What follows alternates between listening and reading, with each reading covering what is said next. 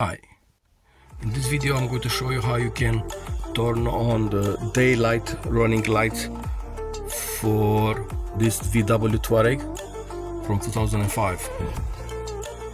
If you see this auto mode over here, that means your model has the option. So firstly, just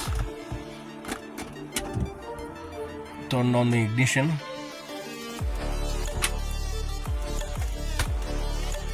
And after that, we have to use this button over here, and we are going to look for the menu. So over here, setup, and after that, push this wheel, this over here, this wheel, and push where the lights are. Coming home. And we are going to daytime light. Push that wheel over here again. In my case, the option is off. And if you want to turn this on, just push this wheel over here.